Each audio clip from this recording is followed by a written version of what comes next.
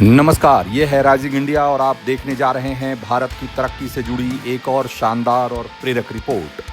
आज हम बात करने वाले हैं एक ऐसे रेल प्रोजेक्ट की जिसका सपना 100 साल पहले देखा गया, लेकिन जिसे पूरा होने का इंतज़ार इतना लंबा हो जाएगा किसी ने सोचा नहीं था। खैर, आखिरकार वो सपना पूरा हो रहा है जो लाखों लोगों की ज़िंदगी तो बदलेगा ही, अपने आप में इंजीनियरिंग का एक ऐसा नायाब कारनामा होगा जिसे दुनिया देखेगी। मैं बात कर रहा हूँ ऋषिकेश कर्णप्रयाग रेल लाइन की, जो हिमालय के दुर्गम पहाड़ों से होते हुए चीन के सरहद तक जाने वाली है। ये 125 किलोमीटर की रेल लाइन उत्तराखंड की कनेक्टिविटी को तो बदलने ही वाला है, चार धाम यात्रा को भी बहुत आसान बनाने वाला है।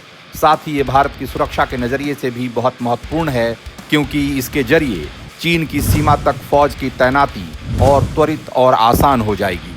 तो इस वीडियो में हम जानेंगे इस प्रोजेक्ट का लेटेस्ट अपडेट क्या है, ये कब पूरा होने वाला है और इस रेल प्रोजेक्ट के कमाल के फीचर्स भी देखेंगे।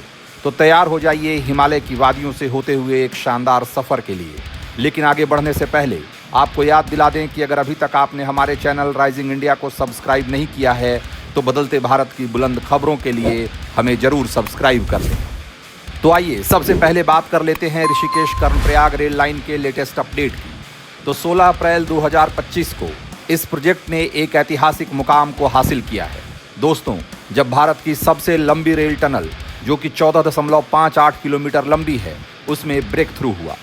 ये टनल नंबर 8 देवप्रयाग से जनासू तक है और इसे बनाने में single celled tunnel boring machine का इस्तेमाल हुआ है, जिसने 413 मीटर प्रति महीने की स्पीड से काम किया है।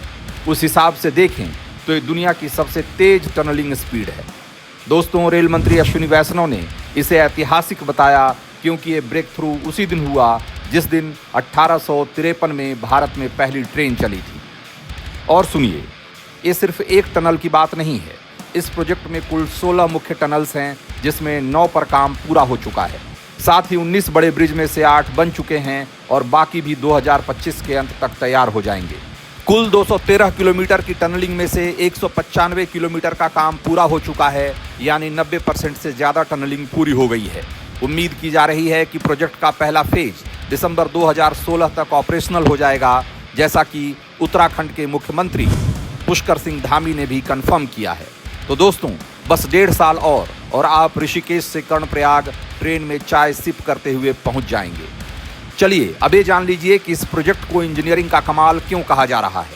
तो दोस्तों, ये रेल लाइन 125 किलोमीटर लंबी है, जिसका 83% हिस्सा यानी 104 किलोमीटर टनल्स के अंदर से गुजरता है।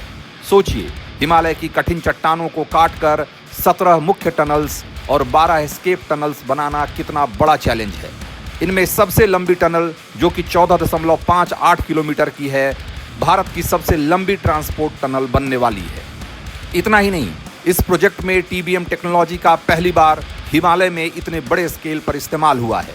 ये मशीनें जर्मनी, इटली और स्वीडन से आई हैं और इनके 165 टन वजनी पार्ट्स को मुंद्रा पोर्ट से हिमालय के सकरे रास्तों तक लाना अपने आप में एक मिशन था।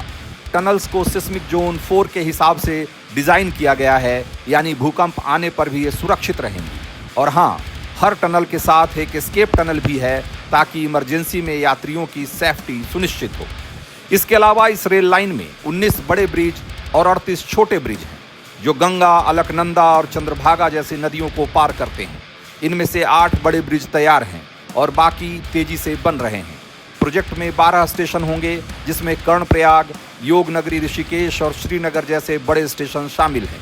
खास बात यह है कि कर्णप्रयाग स्टेशन को इस तरीके से डिज़ाइन किया जा रहा है कि चार धाम यात्रियों के साथ साथ मिलिट्री मूवमेंट को भी सपोर्ट कर सके। दोस्तों, अभी ऋषिकेश से कर्णप्रयाग जाने में सड़क से 7 घंटे लगते हैं, लेकिन इस रेल लाइन के शुरू होने के बाद ये दूरी सिर्फ 2 घंटे में पूरी हो जाएगी। चार धाम यात्रा के लिए तो ये रेल लाइन किसी वरदान से कम नहीं। केदारनाथ और बद्रीनाथ जैसे तीर्थ स्थलों पर पहुंचना आसान हो जाएगा और साल भर श्रद्धालु बिना मौसम की चिंता किए यात्रा कर सकेंगे। साथ ही ये रेल लाइन भारत चीन बॉर्डर के पास बुनियादी ढांचे को मजबूत करेगी, जिससे मिलिट्री मूवमेंट में भी मदद मिलेगी। टूरिज्म के साथ साथ लोकल इकोनॉमी भी बूस्ट होगी, क्योंकि ज़्यादा टूरिस्ट आएंगे, लोकल मार्केट्स ग्रो करेंगे और जॉब्स क्रिएट होंगे। और हाँ, ये प्रोजेक्ट पर्यावरण को भी ध्यान में रखकर बनाया जा रहा है।